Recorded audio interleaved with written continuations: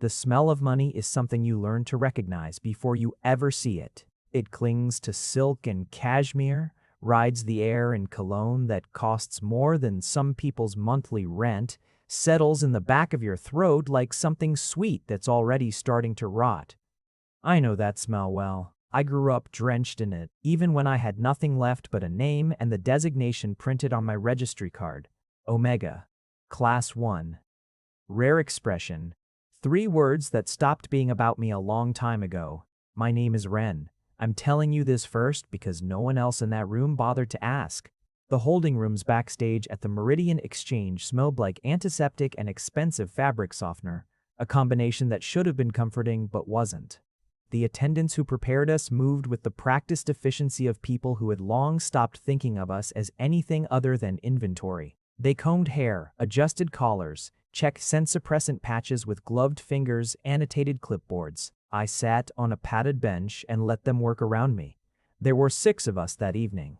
3 second designation, Omegas, from the Eastern Registration Districts. 1 rare type Beta, whose status had apparently been reclassified following a recent reevaluation, and 1 other Class 1 Omega, whose name I never learned because they were taken out a different door 20 minutes before the auction began. I watched them go. They didn't look back. The attendant assigned to me was a woman named Petra. She was somewhere in her 50s, with silver-threaded hair pinned back severely and the kind of face that had forgotten how to move unless something needed doing. "Suppressants holding?" she asked, not looking up from her clipboard. "Yes. Any preheat symptoms? Elevated temperature? Scent bleed? Unusual? No." She made a note. "You'll be lot 7, the last presentation of the evening. High visibility." A pause. "There's interest." I knew what that meant.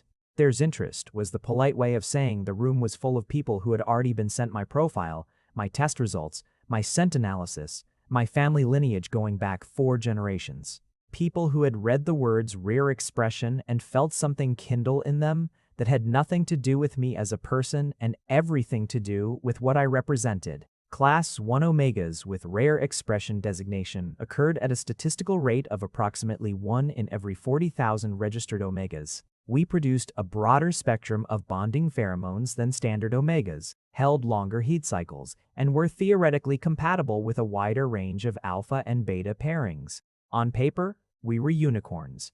In practice, we were the most expensive lot on the auction floor.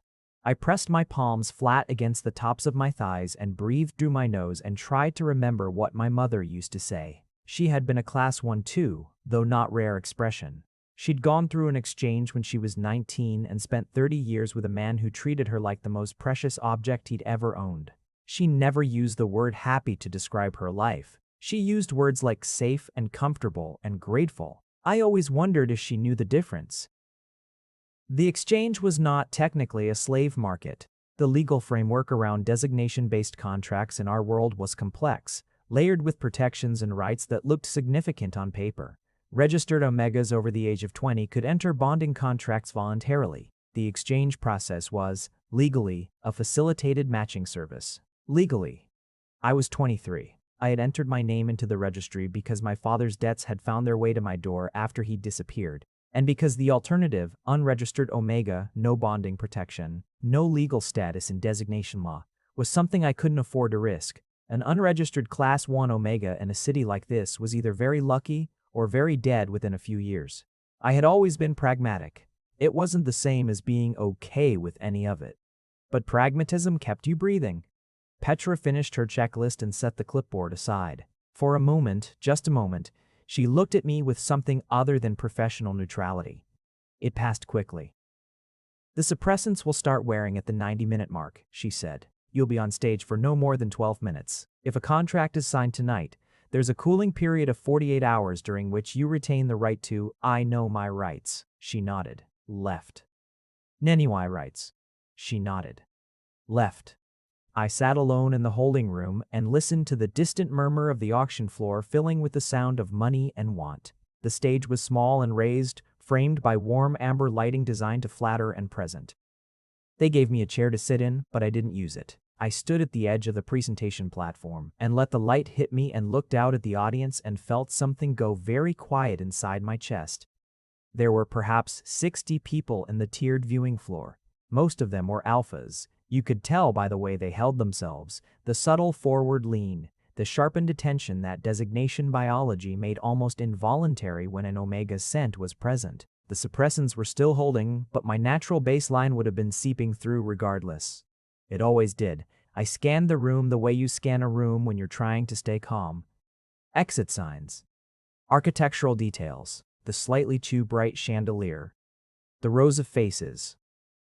And then, in the third row from the back, on the aisle seat, someone who wasn't leaning forward. He was sitting very still, not the stillness of disinterest. He was clearly watching the stage. But there was something different in his posture. Something that didn't have that coiled, acquisitive quality that most alpha body language carried in spaces like this. He had his arms crossed loosely, one ankle resting on the opposite knee, and he was watching me the way you watch something you're trying to understand rather than something you're trying to obtain. He was younger than most of the others in the room. Late 20s, maybe 30 at most. Dark hair worn a little long, pushed back from his face without particular care. He was dressed well, but not ostentatiously. A dark jacket, no tie, a few buttons open at the collar. His face, even at this distance, had a quality of intensity to it that was different from the hungry attention everyone else was wearing. The auctioneer's voice was smooth and practiced behind me, going through the standard presentation cadence. Designation, class, expression type, health evaluation scores, compatibility projections, lineage summary. I had stopped listening to that part of the process a long time ago. Hearing your own life narrated as a list of attributes was a particular kind of dissociation that you got used to if you had to. But I kept watching him. He wasn't taking notes. Most of the serious bidders had tablets or cards. He had nothing in his hands. His gaze moved over me slowly, not in the way the others' gazes moved, which was inventory check, systematic, assessing. He looked at my face. He looked at my hands. He looked at the way I was standing. When his eyes met mine, I expected him to look away. Most people did when you caught them staring at you on that stage. Embarrassment, or the performance of detachment, or just the instinct to not acknowledge that there was a real person up there looking back at them. He didn't look away. He just held the eye contact, very steady, and I thought I saw something in his expression shift slightly, a small contraction around the eyes, not quite a wince. Like he'd registered something that troubled him and was filing it away. The bidding opened. Numbers moved fast in that room. Class 1 Omegas always drew aggressive early bidding. Positioning bids, status bids, designed to signal seriousness and push out casual interest. The first 3 rounds eliminated most of the floor. By the 4th round, there were 8 serious bidders. By the 6th, 4. The man in the third to last row hadn't lifted his card once. I told myself it didn't matter. I told myself the point was to get through tonight and into the cooling period and then figure out what came next, and that it was meaningless which of these 4 remaining bidders ended up with the contract because pragmatism, because survival, because the 7th round, 3 bidders remaining. The man with the dark hair raised his card for the first time. The room shifted, not dramatically but perceptibly, the small tectonic movement of attention redistributing. People turned to look at him. The auctioneer's voice maintained its professional cadence, but there was a new note in the room. He bid high, not the highest figure yet, but significant, enough to be taken seriously, enough to signal that he had resources and wasn't posturing, and he did it without any of the performance the other bidders brought to it. No pause for effect, no glance around to measure responses. He just raised the card, held it steady, and set it back down. 2 rounds later, one of the remaining bidders dropped out. It was down to 3. An older alpha in the front row, heavy-set, gray-haired, with the kind of blunt authority that came from decades of getting whatever he pointed at. A sharp-faced woman in her 40s who had been watching me with an expression of calculated assessment since I stepped on stage. And the man in the back row, who still wasn't leaning forward, who still had his ankle crossed over his knee, who still looked like he was trying to understand something rather than acquire it. My suppressants were starting to wear. I felt it as a slow warmth that moved up from the base of my spine. The early warning sensation of baseline scent beginning to bleed through faint and then less faint, carrying the particular signature that made Class 1 rare expression Omegas worth what they were worth on that floor. I saw the effect move through the front row like a ripple. The older alpha in the front straightened fractionally. The sharp-faced woman's nostrils flared. Other audience members who weren't bidding shifted in their seats. I stood still, breathed, kept my face neutral. The man in the back row, his posture changed, but not the way the others did. He didn't lean forward. He sat up straighter, actually, a small withdrawal, like something in him was deliberately not responding to the biological signal. He pressed his jaw forward slightly, the muscle there working. He looked at me again, and this time I was close enough to the edge of the stage that I could see his expression more clearly. He looked angry, not at me, at the room, at the situation. The sharp-faced woman dropped out in the next round. Her number was still very high. She left the bidding floor with the clipped movement of someone who wasn't used to losing and would account for it later. It was two. The older alpha in the front and the man in the back. 3 more rounds. The numbers were significant now. The kind of figures that had stopped feeling like real money and become abstract symbols of something else. Competition and status and the specific madness that designation auctions always drove men like the one in the front row toward. The man in the back bid steadily. No performance, no drama, just the card held up, set down. In the final round, the older alpha hesitated. This was rare. Men like him didn't usually hesitate, but the number had reached a point that gave even him a moment of calculation. The card came down. The gavel sounded. The auctioneer spoke my lot number and a name, Calum. The contract room was smaller than the stage, better lit, furnished with the functional dignity of a place where significant things happened and were meant to be remembered as orderly. There was a table, there were 2 chairs. There was a legal facilitator in a gray suit who would witness signatures and provide the cooling period documentation. I was there first. I sat in one of the chairs and put my hands on the table and waited. He came in 3 minutes later. Up close, he was different from what I'd expected, though I couldn't have articulated what I'd expected. He was taller than he'd looked seated. There were faint shadows under his eyes that suggested habitual sleep deprivation. He had a small scar through his right eyebrow, barely visible. His scent, now that we were in the same small room and my suppressants were properly failing, was complicated. Clean and cool underneath with something warm and slightly resinous above that, not overpowering. Most alphas' scents and proximity felt like a demand. His felt like a question. He stopped just inside the door and looked at me, and then he did something I genuinely didn't know how to process. "Are you all right?" he said. Not a greeting, not an introduction, not the standard opening that contracts and legal protocols required. Just that.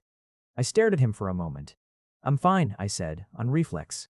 Something moved across his face. He pulled out the other chair, not the one across the table from me, but the one adjacent, slightly turned, a different geometry than the transactional face-to-face the room was designed for, and sat down. "My name is Kylum," he said. "I'm aware you already know that from the auctioneer, but I wanted to say it myself." A pause. "I'm also aware that this," he glanced at the table, the facilitator, the contract folder, "is not a normal situation in which to meet someone, and that nothing about tonight has been even remotely." He stopped, pressed his lips together briefly. "I have things I want to say to you, and I think the contract processing can wait 5 minutes." The facilitator looked up from his paperwork. 5 minutes is acceptable," the facilitator said, with the tone of someone who had seen everything and was interested in none of it. Calum turned back to me. "I was asked to come tonight by someone who owed me a significant favor and decided this was an appropriate way to repay it," he said. I said no 3 times. I came because another pause, and I had the feeling these pauses weren't hesitation so much as careful selection. I had reason to believe there was someone on tonight's register who needed an exit more than they needed a buyer, and I thought if I was going to be here at all, I should be the one holding the contract. The room was very quiet. "What does that mean?" I said slowly. "For the contract.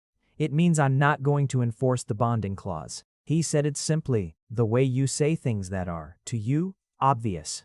"I'm going to sign it because that's what makes you legally protected under designation law, which means you can't be relisted and you can't be pressed by creditors who use your designation status as leverage." "But I'm not." He looked at me directly, and there was something almost uncomfortable in how steady that look was, like honesty given without armor. "I'm not going to treat you like property. I want to be clear about that.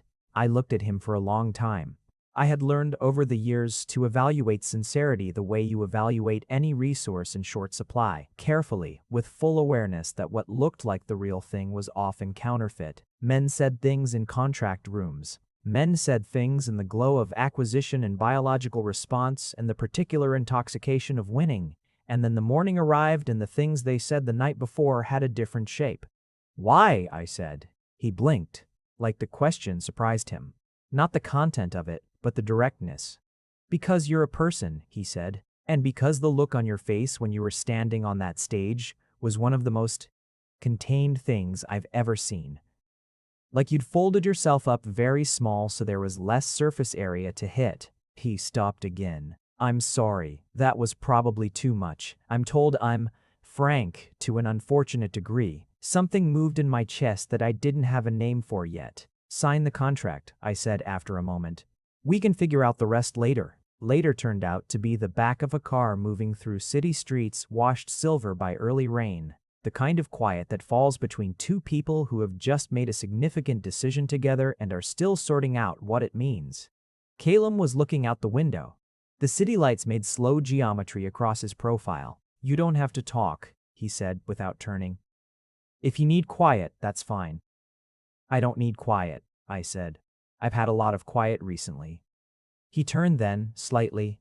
"The pre-auction holding period is 48 hours, I said. "They keep you in the facility. There's a common room but no one really talks." I paused. "You get used to the sound of your own head. What does your head sound like?" The question was so unexpected that I almost laughed. I caught it, a reflex left over from years of performing composure, but something must have shown on my face because his expression shifted, a small loosening. "Tired," I said honestly. "My head sounds tired." He nodded slowly, like that was an answer he understood. "Where are we going?" I asked. "My apartment for tonight. There's a guest room. Proper guest room, separate bathroom, lock on the door from the inside." He said this carefully, making sure I caught the relevant details. "Tomorrow we can talk about what you need. If you have things at a previous residence that need collecting, we can arrange that. If there's—" a pause. "If there's anyone you need to contact, anyone who might be concerned." I thought about who might be concerned. It was a shorter list than it should have been. "Not tonight," I said. "All right." The car moved through wet streets. I watched the rain on the window and tried to locate my own feelings, which had been set aside very firmly some hours ago and were only now beginning to make their way back in. "Calum," I said. "Yes." "On the stage. You were the only one who looked at my face." A silence. "Everyone else was looking at you," he said finally. "I was trying to figure out who you were." "Did you?" "Not yet." And there was something in his voice that was neither presumption nor flattery, just the plain statement of an ongoing project. "But I'd like to." I turned back to the rain-blurred window and let that sit in my chest where the unnamed thing had been. His apartment was the kind of place that told you something about a person before they said a word. It wasn't designed to impress. That was the first thing I noticed. There was no deliberate staging of wealth, no curated art placed to signal taste. Instead, there were books shelved with more attention to their reading frequency than their visual presentation. A corner desk with the organized chaos of ongoing work. A kitchen with the evidence of someone who actually cooked and didn't always clean up immediately after. It felt inhabited, like somewhere a person actually lived rather than a space that performed the idea of living. He showed me the guest room, which was simple and clean and had, as promised, a lock. He set a key on the dresser without comment. He asked if I needed anything before leaving me to settle, and when I said I was fine, he said good night and pulled the door almost closed, and that was that. I sat on the edge of the bed in the quiet and did something I hadn't done in a very long time. I let myself feel what I actually felt, which was scared, still scared in the background. The low hum of someone who had been running on vigilance so long it had become a baseline. And underneath that, confused. And underneath the confusion, something softer and more dangerous that I identified and then immediately set aside for later because I was not equipped to deal with it at 23 hours into what was technically the most significant day of my life. And underneath all of that, barely audible but present, something like relief. I lay down on the bed in my clothes and looked at the ceiling and listened to the city outside and thought, okay, this is where you are. Figure out the next part from here. I was asleep within 10 minutes. Morning arrived with the smell of coffee. Real coffee, not the instant powder that had been the holding facility's version of morning, actual ground coffee, brewing somewhere beyond the closed door. I lay still for a moment and let that register before I got up, used the attached bathroom, found a clean towel, and made myself presentable in the way that mattered to me, which was not performance but the basic dignity of being clean. When I came out to the kitchen, Caleb was standing at the counter reading something on a tablet, his hair still disheveled in the way of someone who had been awake for a while but hadn't looked in a mirror. A mug of coffee at his elbow. He was wearing a worn gray sweater and dark pants and looked significantly less put together than he had the previous evening, which was somehow more comfortable. He looked up. "Coffee?" he said, like it was a completely ordinary morning. "Please." He poured a second mug, set it on the counter, indicated the milk and a small bowl of sugar with an open-handed gesture, went back to his reading. I stood at the counter and drank my coffee and watched him read. And something settled in the room between us, not the forced ease of two people performing normalcy, but something quieter and more genuine, like two people being in the same space without requiring anything from each other. "What are you reading?" I asked. He turned the tablet so I could see. A dense footnoted document that appeared to be legal briefs, I said. "I'm a lawyer." He said it with a tone that was very slightly self-deprecating, like he was used to the reaction. "Corporate designation law, mostly." "Which is?" He paused. "Probably why I know more about the framework you're legally inside than I'd like to."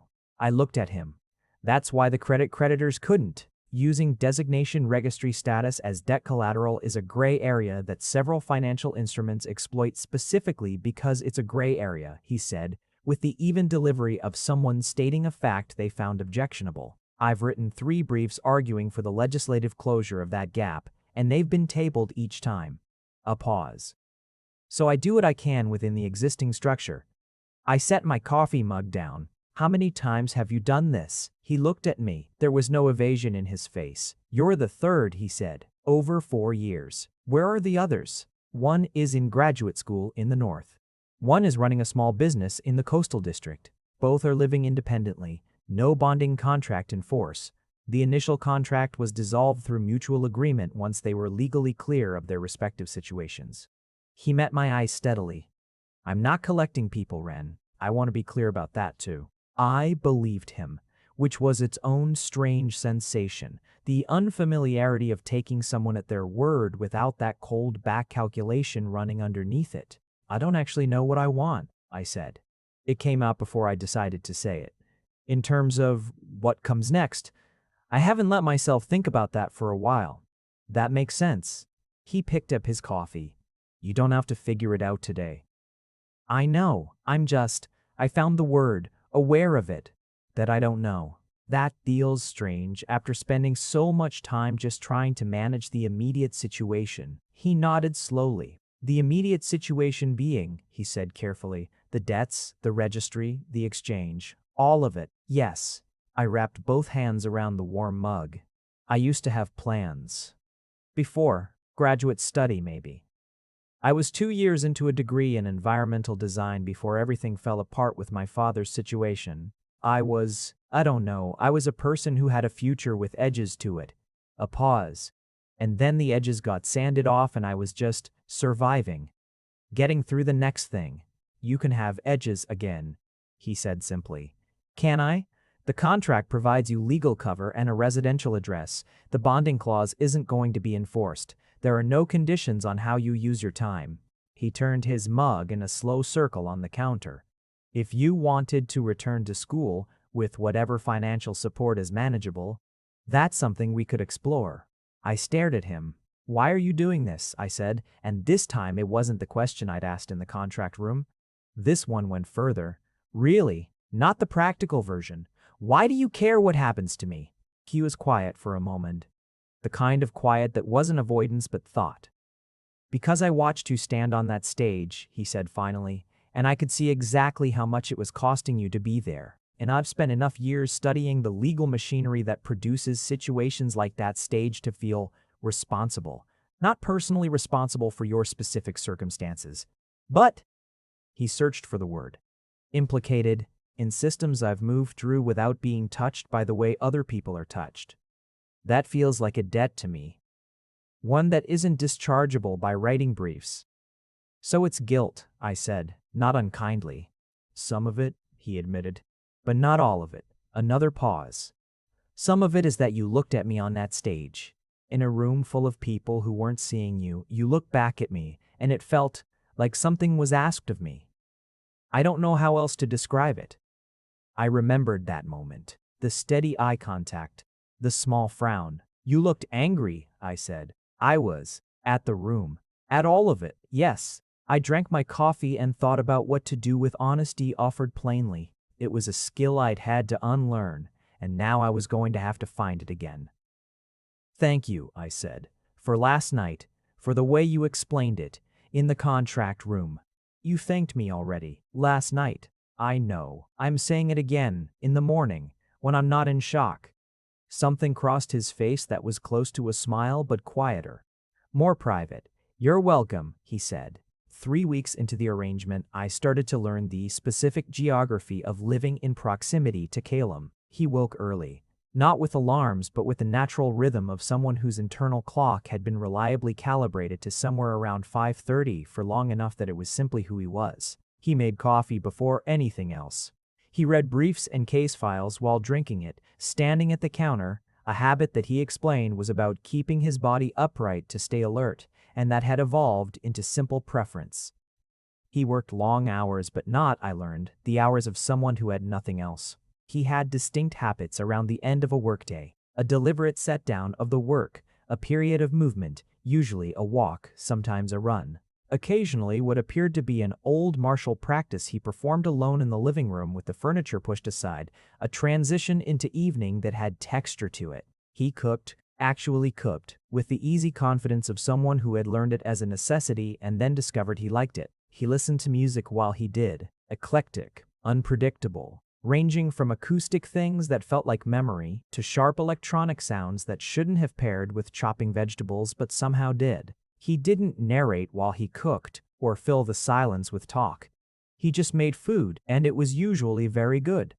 He didn't treat the apartment like it was his alone, which was the thing I hadn't expected. Small things. He asked if I wanted coffee before he made it. He rearranged the bookshelf in the living room to create a clear section for the books I'd had delivered from storage without saying anything about it, just the space appearing. When he came home to find me reading in what had apparently been his usual evening chair, he sat somewhere else without comment, and when I realized and offered to move, he said genuinely, "Don't, please," and meant it.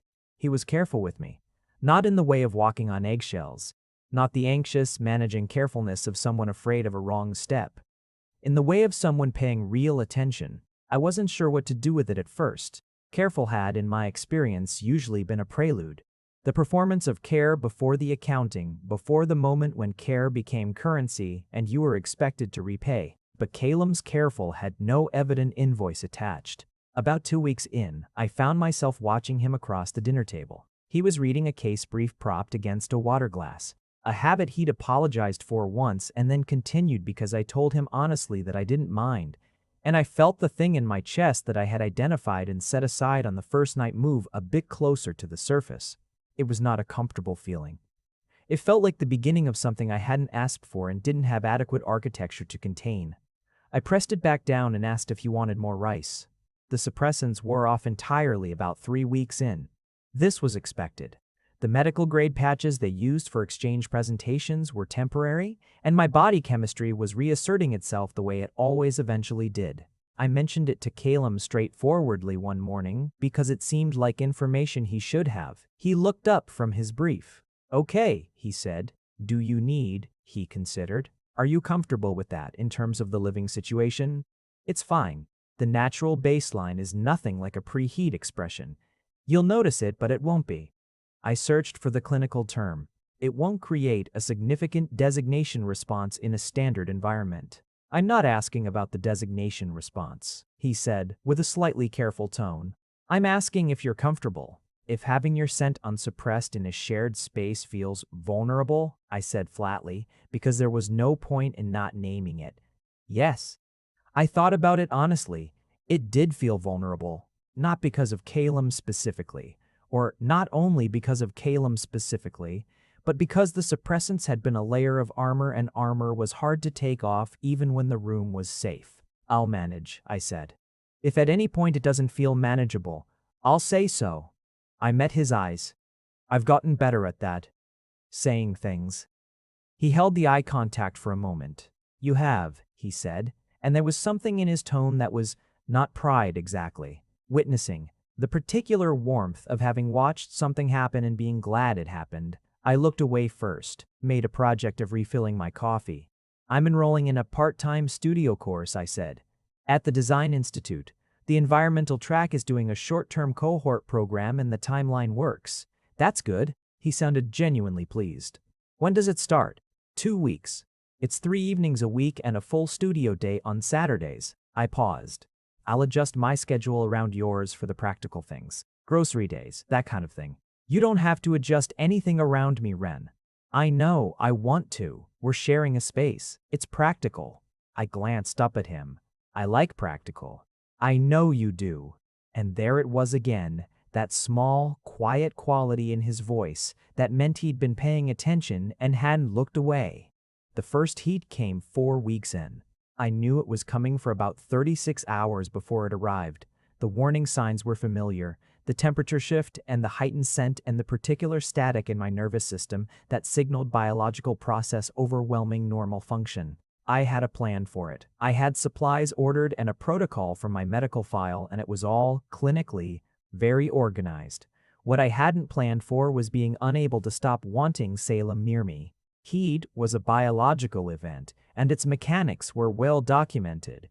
The drive toward an alpha presence during peak heat cycles was a standard designation response, not a feeling, not a preference, just chemistry doing what chemistry did. I knew this. I knew it clearly and completely, and I also knew that knowing something and feeling it were not the same country. I told him 3 days before the expected onset, sat him down, explained the timeline, outlined my prepared protocol, kept it factual, kept it clinical. He listened to all of it and, when I was done, said, "What do you need from me?" "Nothing you're not already providing," I said, "which is proximity, physical presence in the apartment." I paused. The designation response during heat is, "I know what it is." "I'm not going to act on it," I said. "I want to be clear about that. Whatever the biology does, Ren," his voice was calm, "I'm also not going to act on it. We're in an agreement. Nothing about heat changes that unless you want it to." A beat. "Do you want it to?" The question arrived and I felt my body give an emphatic answer that I firmly filed into a category labeled not relevant right now and said, "No." "All right. Then I'll be here. I'll work from home those days. I'll stay within whatever range helps, if range is relevant, and you can tell me to go to the other end of the apartment or leave entirely if that's what you need, and we'll get through it." I looked at him. "Most people," I said slowly, "would see this as leverage." "I know. You're not using it." "No." "Why?" "Because you're a person," he said, and it was exactly what he'd said in the contract room. The same plain and immovable fact, like a load-bearing wall. And because whatever you feel during those days is real, but it's also chemistry, and I'm not willing to let chemistry make decisions that should belong to you. Something in my chest did something complicated that I was going to need several days, and probably a long walk to process. "Thank you," I said. The third time I had said it in 4 weeks, each time meaning a slightly different layer of the same thing. "You don't have to keep thanking me for not treating you badly," he said, but without sharpness, with something almost rueful. "That should be the minimum. In my experience, it hasn't been." He looked at me, and something moved behind his eyes that was a kind of grief, not for himself but on behalf of the fact of it. "No," he said quietly. "I suppose it hasn't. I'm sorry for that. Not sorry as performance. Sorry as a real thing, offered without agenda." The heat lasted 4 days. I spent them in my room, mostly, with the door open at intervals when the designation response peaked and the pure animal need for alpha scent proximity became loud enough to override other considerations. Calum moved around the apartment with the same careful geography he always had, neither crowding my space nor disappearing from it. He left food outside my door at regular intervals. He talked to me through the door when I wanted to be talked to and was quiet when I wanted quiet. and neither pressed nor withdrew. On the third evening, when I came out to the kitchen for water at some ungodly hour and found him asleep at his desk with his head on his folded arms and a case file spread beneath him, I stood in the doorway for a long time and felt something I wasn't ready to name settle into me the way sediment settles. I went back to bed. On the fourth morning, when the heat broke with its characteristic sudden clarity, I lay in the clean air of the aftermath and thought very carefully about what I actually wanted. Not what was safe. Not what was pragmatic. Not what would survive a worst-case scenario. What did I actually want? The answer was there, had been there for a while. Obvious in the way things only become obvious after you stop trying to look at them sideways. I wanted him, not in the heat-driven biological way, or not only. I wanted the person who had looked at my face on that stage, who had put the key on the dresser and not mentioned it, who had moved his books on the shelf to make room and not said a word, who had sat up straighter in that auction room, pulling himself away from a biological signal because the choice to be decent was, for him, stronger than chemistry. I wanted the person whose anger at the room had looked exactly like caring without a word spoken.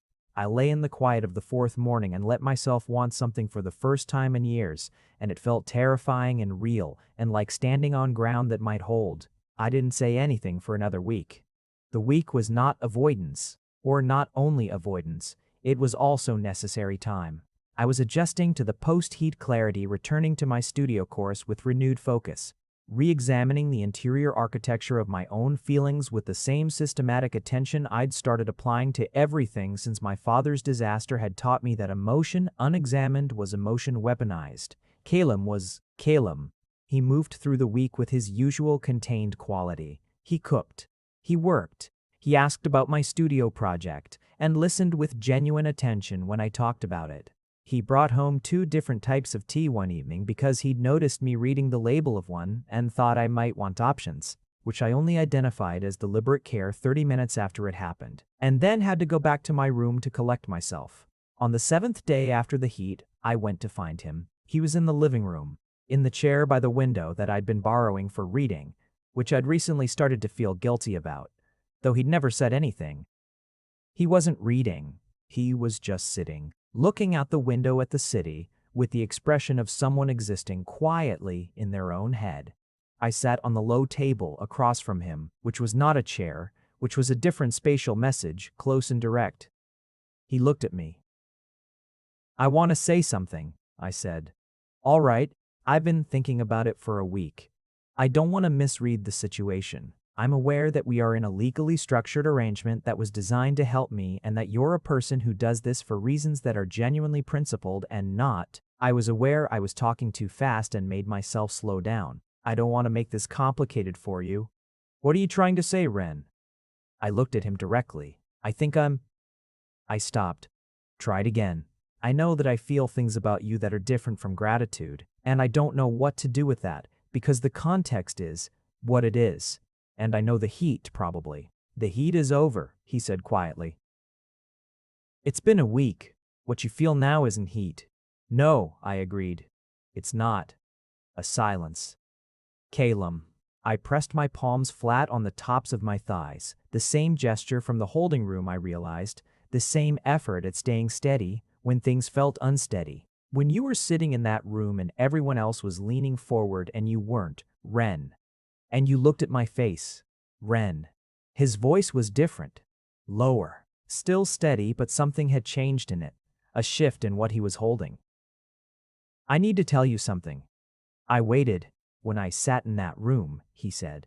"I told myself I was there for the reasons I told you. The legal access, the protection framework, the debt I feel to a system I've moved through better than other people." He was looking at me with the directness he always had, but the intensity of it had changed, become something more specifically pointed, and all of those things were true. They are true. But he stopped. But I was also sitting in a room full of people who couldn't stop looking at you, and I was trying very hard not to be another person who was. He stopped again. "I didn't want to be another person looking at you like a thing. And I was also aware that I was having an extremely significant amount of difficulty looking at anything else." The words settled. "So," I said slowly, "you were trying not to look. By looking directly, yes. It seemed like the only ethical available option. Something crossed his face that was wry and also honest. That specific combination he had that I'd grown to recognize as the signature of Calum being exactly who he was. Which tells you something about the state I was in. I looked at him, at this person who had spent weeks being careful with me in ways that had always had a second reason, an additional layer, and who had kept it folded away because the context, because my circumstances, because the ethical standard he held himself to was non-negotiable. You could have said something, I said. No, he said simply. I couldn't have. Not while you were still finding your footing. Not while you were still finding your footing. Not while everything was still new. It wouldn't have been right, regardless of what I felt. A pause. Is it still too early? I'll follow your lead on this. I sat on the low table across from him and felt the ground hold beneath me. It's not too early, I said. He was quiet for a moment. Then he uncrossed his arms and reached out, slowly, and laid one hand over mine where they rested on my knees. The lightest possible contact, palm to knuckles, permission rather than possession. My breath did something I wasn't in control of. Okay, he said. Okay, I said. Love, when it came in the way of all the real things, not all at once but steadily, in accumulations that were unremarkable individually and overwhelming in total. It was the evening 3 weeks later when we were making dinner together, both in the kitchen at once for the first time, by choice rather than coincidence. And I handed him a knife and he took it with his hand overlapping mine and held it a beat longer than practical, looking at me sidelong, and I laughed. Actually laughed. The real unperformed kind I hadn't had cause to produce in years, and he looked at me with something so open in his face that I had to look away to survive it. It was the night we stayed up too late talking about designation law and my studio project and the gap between the world as it was and the world as it could be. And at some point I looked up and it was 3 a.m. and I'd been leaning against his shoulder without noticing when I'd started, and neither of us mentioned it. It was the day he came home to find me asleep on the couch with an open textbook across my chest, and he set his bag down very quietly and went to make tea, and didn't wake me. And when I woke up to the smell of it, and found him at his desk working and a mug of tea waiting on the table at precisely the right distance from my hand, I thought, this is what safety looks like. This is what it actually looks like without asterisks. It was the first time he kissed me. A deliberate asked thing, his hand on my jaw, the question visible in his eyes before his mouth moved, and my answer given in kind. Not because chemistry compelled it, and not because I was afraid of what happened if I said no, but because I wanted to. Because want, freed from survival calculation, felt like this, immediate and certain, and mine. The contract formally dissolved its mandatory terms 6 months in when my legal status had been secured through the registration process and the credit structure around my father's debts had been definitively addressed, which took 4 filings, 2 courtroom appearances, and 1 extremely tense mediation that Calum handled with the calm surgical precision of someone for whom this was simply a problem with a soluble structure. When it was done, we went to a place that served the best soup dumplings in the East Quarter because I had mentioned once 2 months earlier that I hadn't had them since before everything fell apart, and he'd apparently filed that away. We sat across from each other at a small table in a room full of other people living their ordinary evenings, steam rising from the bamboo baskets between us. The particular noise of a full and busy place creating a kind of privacy inside the crowd. So, he said, wrapping both hands around a cup of tea. So, I agreed. Legally unencumbered, I confirmed. He looked at me across the table, and there was something in his expression that was the question he hadn't needed to ask for several months, but was asking now anyway, clearly, because he was Calum, and Calum didn't assume. I'm staying, I said. Something in his face relaxed the way a held breath releases. Good, he said. I picked up my chopsticks and reached for a dumpling and tried for a moment to locate the person who had sat on a padded bench in a holding room and listened to the sound of money in the corridor and tried to fold themselves small enough to avoid notice. She was still there. She hadn't disappeared, the way trauma doesn't disappear, but she was sitting at a table across from someone who had looked at her face in the one room where no one else had, and she had, somewhere in the last 6 months, stopped needing to fold herself small. That felt like enough. That felt like more than enough. That felt like the beginning of a different kind of life with real edges to it. The soup is good, I said. I know. I've been waiting to bring you here for 2 months. I looked at him. You remembered. I remember everything you tell me, he said, with the simplicity of someone stating a fact about the weather, completely unaware of what it did to the person across the table. I looked at him for a long moment, at this earnest, careful, quietly angry man who had sat in the wrong kind of room, and looked at my face and decided that someone should. And thought, whatever I was before this, wherever this began, I am not the same person who stood on that stage and tried to take up less space. And I thought, good. Good that it happened. All of it, because this is where it led. Calum. I love you. He went very still for a moment. The way still water shows a stone's impact in rings that move outward. And then something moved in his face that was complete and exact and unperformed. I love you, he said. I have been trying not to say it prematurely for approximately 3 months. You could have said it. The timing would have been fine, I said, laughing. The real laugh again. The one I'd found again after years of losing it. He was smiling now. The rare, full version of it that I'd learned over 6 months was reserved for things that genuinely delighted him, and it did what it always did to the middle of my chest, which was to make the whole structure of me rearrange itself slightly. Noted, he said. For future reference, note it well. He reached across the table and took my hand, and we ate our soup dumplings in the warm, noisy room. And I thought about edges and futures and all the ways a life can begin again from an unexpected direction. And I held onto his hand and let myself want the rest of whatever came next. I want to tell you something about what I've learned in the time since then. Not as a lesson, not with the neat wrap of retrospect turning messy experience into parable, just as something I know now that I didn't know standing on that stage. You can spend a long time in survival mode and come to mistake it for living.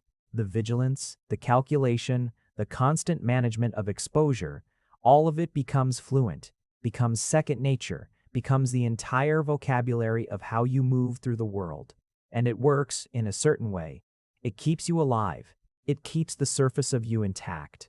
But it also puts you at a permanent distance from everything, including yourself, including the parts of you that can recognize a person really looking at you when they do. I was lucky. I know I was lucky. The person who looked at me that night could have been anyone. Could have been exactly what the room suggested. Every bit in it was. The fact that he wasn't is not a template or a guarantee. The Petra who prepped me for the stage had seen, I imagine, the other version of this story far more times than mine. What I want to say is not, someone will save you if you're patient. What I want to say is, don't let the management of survival eat the person doing the surviving. Even in the holding room, even in the 48 hours before the stage, even standing up there under the amber light with 60 people measuring me, I was still there. Folded small, conserving surface area, but present. And that presence, that refusal to completely disappear into function, was what made the eye contact possible. What made him look.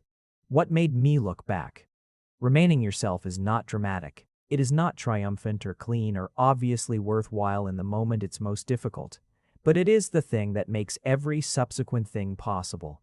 Calum is asleep in the next room as I write this. He made dinner tonight, something complicated with layered flavors that he researched because I mentioned once that my mother used to make something like it. The apartment smells of it still, that warm residue of care given through food. My design thesis is due in 6 weeks. I am genuinely in the middle of the best work I have ever produced. Better than before because I am bringing something different to it now, some depth of perspective that required the difficult years to develop, and the stability to apply it. I have edges again. I have a future with texture and specificity to it. I have a person who still looks at my face.